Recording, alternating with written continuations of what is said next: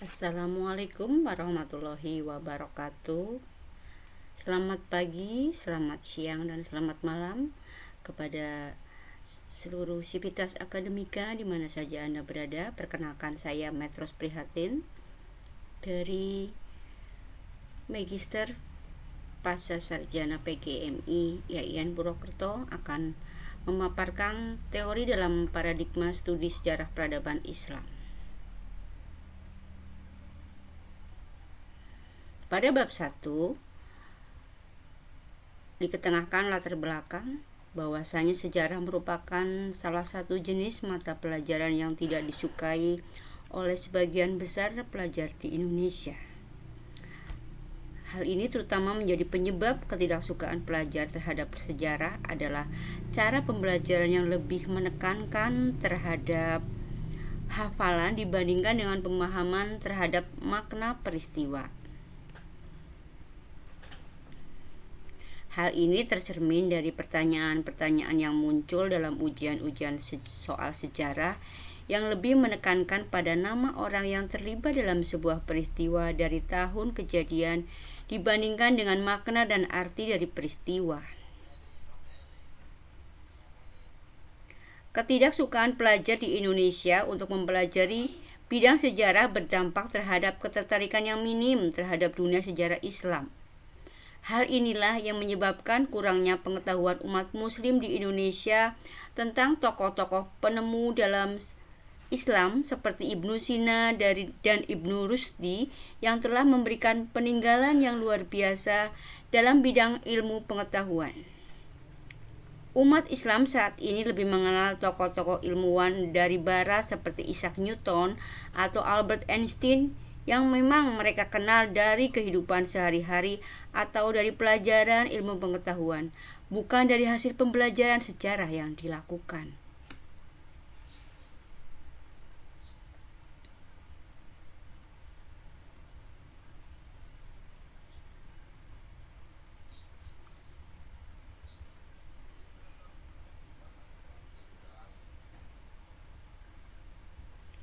Sejarah menyimpan kumpulan bukti-bukti cerita yang selalu bisa menjadi pembelajaran sekaligus bukti akan betapa hebatnya ajaran agama Islam.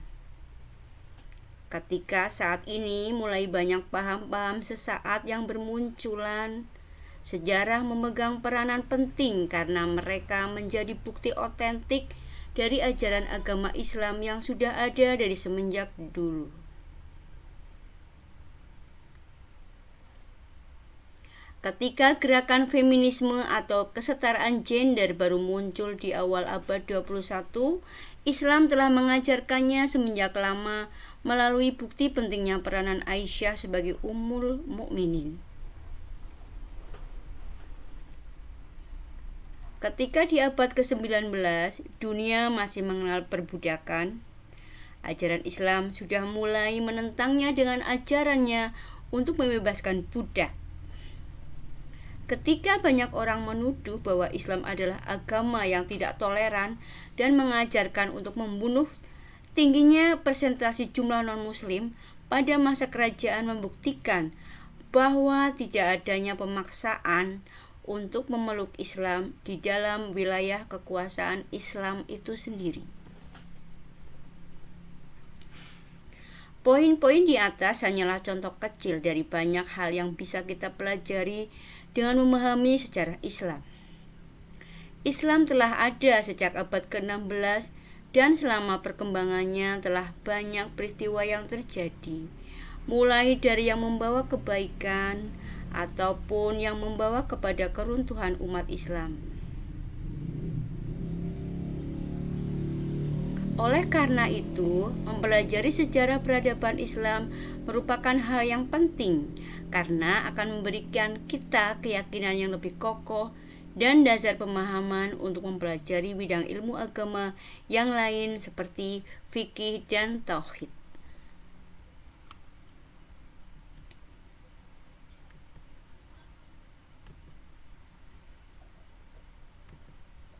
Pada bagian rumusan masalah, kita akan ketengahkan mengapa memahami studi sejarah peradaban Islam itu penting dan bagaimana sejarah peradaban Islam itu terjadi, serta beberapa teori paradigma apa saja yang dijadikan studi sejarah peradaban Islam.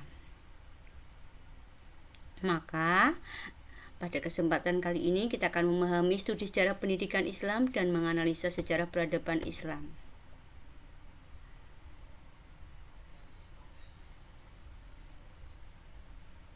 Sejarah Islam sangat erat dengan Islam sebagai agama penuntun maupun petunjuk bagi umat Islam, sehingga Islam dalam sejarah memberikan arti penting bahkan menentukan kehidupan umat manusia. Peranan agama dalam kehidupan manusia mempunyai arti sebagai peraturan dalam kehidupan, baik kehidupan dunia maupun akhirat.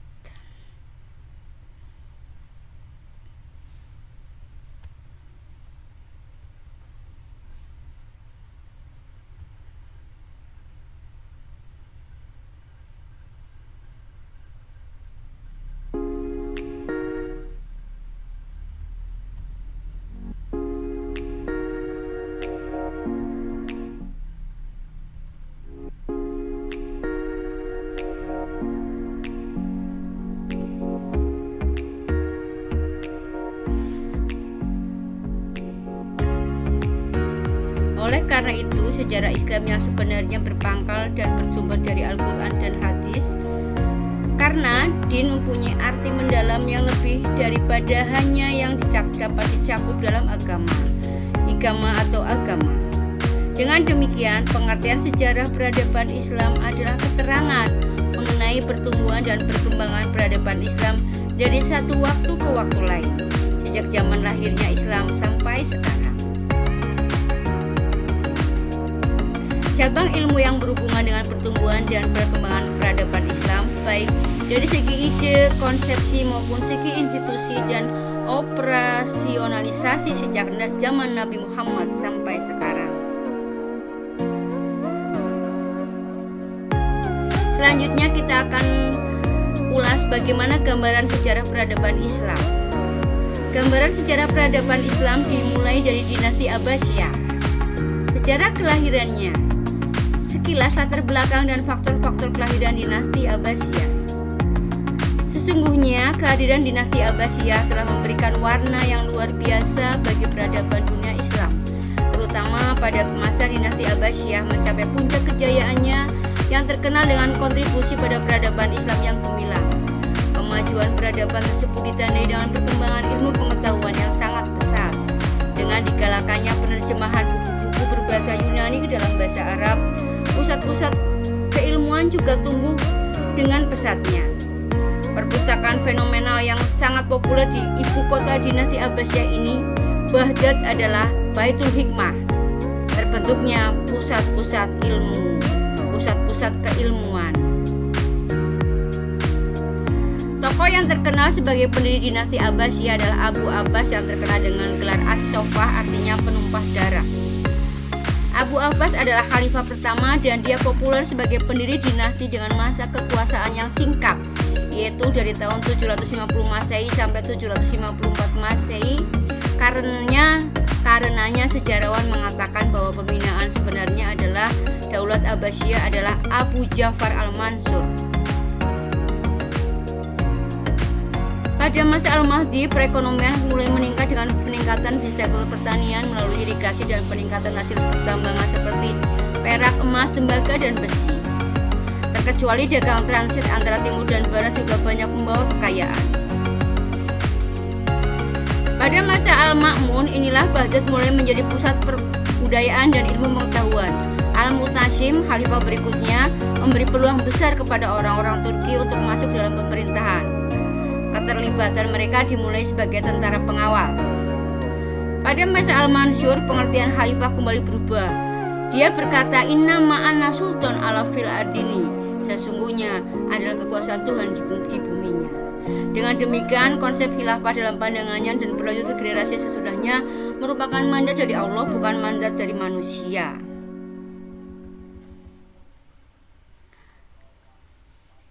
Maka sejarah menyimpan kumpulan bukti-bukti cerita yang selalu bisa menjadi pembelajaran sekaligus bukti akan betapa